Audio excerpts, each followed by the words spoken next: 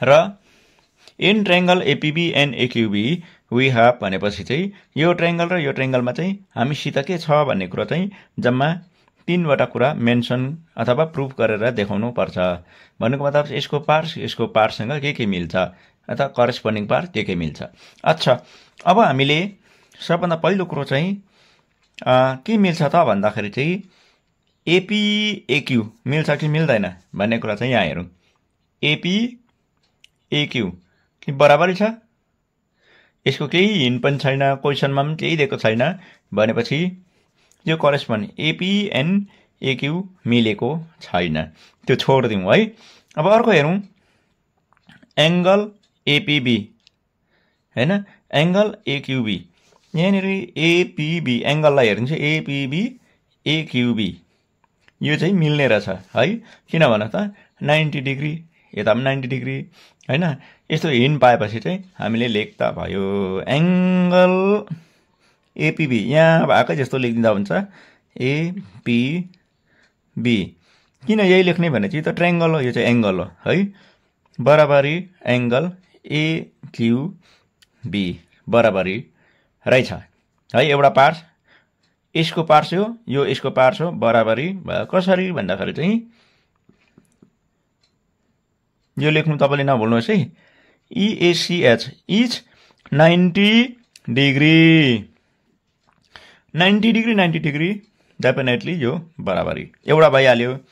अब एपीबी हामीले चेक गर्यो। अब PBA QBA हेरौँ है त।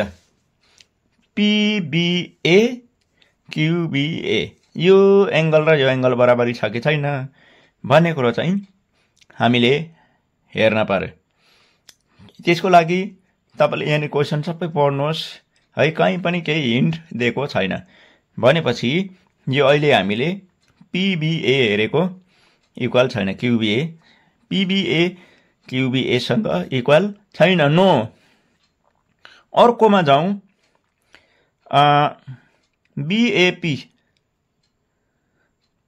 BAP अथवा ABP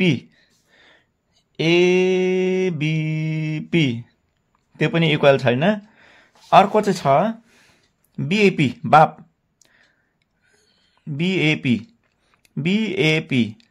चाहिँ BAQ कि यहाँ जस्तो प्रकारले चल्छ उता पनि त्यस्तै प्रकारले चल्नु चाहिँ करेस्पोन्डिङ पार्ट। यो BAP हेरौँ है त। BAP हो, BAQ हो, BAQ बराबरी छ कि छैन त भन्दाखेरि यो चाहिँ बराबरी छ कि छैन त भन्दाखेरि यस। किन भन्नुहोस् त, मैले अघि नै तपाईँलाई बाइसेक्टरको बारेमा भनिहालेँ। अब यो बाइसेक्टरको काम चाहिँ के हो, एउटा मेन एङ्गललाई चाहिँ बराबरी भागमा बाँड्छ भनेपछि यो र यो बराबरी यस गर्दाखेरि BAP एङ्गल BAP बराबरी एङ्गल BAQ। यहाँ चाहिँ किन भन्दाखेरि चाहिँ angle L is bisector of angle A हो कि न भन्नुहोस् त। यसको चाहिँ यहाँनिर हामीले हिन्ट पाउँछौँ, line L is the bisector भनिरहेछ। यस्तो हिन्ट छ भने मात्र हामीले यहाँनिर लिस्ट आउट गर्न पाउँछ। हावामा हामीले यो इक्वल त्यो इक्वल भनेर देखाउन पाइँदैन। अब लास्ट एउटा चेक गरौँ, PB सँग के करेस्पोन्ड गर्छ QB। ल BP र QB चेक गरौँ है त। ल BP QB के यो बराबरी छ, यसको बराबरीको कुनै हिन्ट छैन। अब AB है, यो अल्टरनेट छ यसरी। AB AB छ, यतापट्टि AB नै छ। सेम आएपछि चाहिँ के लेख्नु पर्यो, कमन। कुरा बुझ्नुभयो। अब अर्को भाषाले हेरौँ भने AB यसको यो ट्रायंगलको एउटा साइड हो, फेरि यो AB यो ट्रायंगलको पनि एउटा साइड हो हैन। तीनटामा एउटा दुईटै ट्रायंगलले एउटै शेयर गरेको छ भने यो AB definitely equal.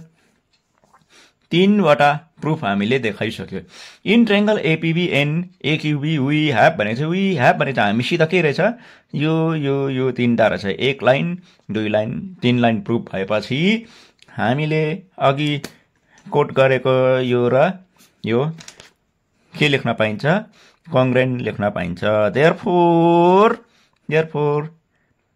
Triangle APB congruent to triangle AQB by अब कुन चाहिँ क्राइटेरियन त्यो चाहिँ लेख्नु पर्यो कङ्ग्रेन्ट लेखेर मात्र भएन र यहाँ कङ्ग्रेन्सी रुल लेख्नु पर्यो कुन चाहिँ कङ्ग्रेन्सी रुल भन्दाखेरि चाहिँ यहाँ के मिल्यो फर्स्टमा एंगल मिल्यो फेरि एंगल मिल्यो हैन एंगल मिल्यो साइड मिल्यो है एंगल साइड गर्दाखेरि एएस कङ्ग्रेन्सी रुल RUENCY कङ्ग्रेन्सी रुल हो अब नम्बर 1 को खतम है हाम्रो यो खतम भयो अब हामीले देखाउनु पर्ने बीपी अथवा बीक्यू बीक्यू इक्वल छ कि छैन बीपी कहाँ छ बीक्यू कहाँ छ यहाँ छ है अब यो बराबरी छ कि छैन त्यो कसरी देखाउने भन्ने कुरा छ हामीले डेफिनेटली लेखिदिउँ कहाँ छ बीपी बीक्यू यो नम्बर 1 भयो नम्बर 2 मा बीपी बराबरी बीक्यू यो चाहिँ कसरी भन्दाखेरि चाहिँ CPCT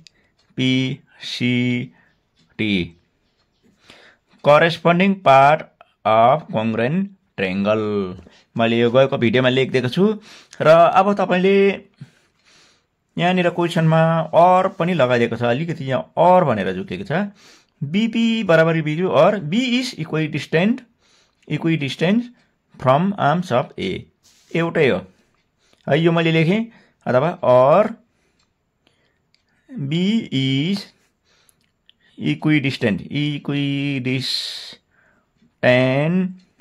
from arms of angle A अब तपाईलाई म इक्विडिस्टेन्ट अलिकति बताइहाल्छु है इक्विडिस्टेन्ट भन्छ अब म यही बुझाउँछु ल जस्तै ए बी सी छ अरे यहाँ ओ छ है यो चाहिँ सर्कलको एउटा लाइन भयो यसरी हैन यहाँ एउटा पोइन्ट छ यहाँ एउटा पोइन्ट छ यहाँ एउटा छ अनि यो ओ मा एउटा पोइन्ट छ यहाँदेखिको यहाँसम्म यहाँदेखिको यहाँसम्म यहाँदेखिको यहाँसम्म भनेपछि यो लाइन बराबरी छ भने हामीलाई यसरी लेख्न सकिन्छ O is equidistant from point B अर्को ए एन्ड सी ओ चाहिँ सबैबाट बराबरी छ भने चाहिँ लेख्नु पर्यो हामीले point B point A point C बाट बराबरी यसरी लेख्न सकिन्छ कुरा बुझ्नुभयो इक्विडिस्टेन्ट भनेको सबैतिरबाट बराबरी अच्छा नानीहरूले बुझ्नुभयो होला है म तपाईलाई होमवर्क दिँदैछु ल यो चाहिँ तपाईले आजको लेसनबाट कति बुझ्नुभयो त्यो बुझ्नुभयो भने तपाईले यो इजिली गर्न सक्नुहुनेछ all the very best and best of luck है ल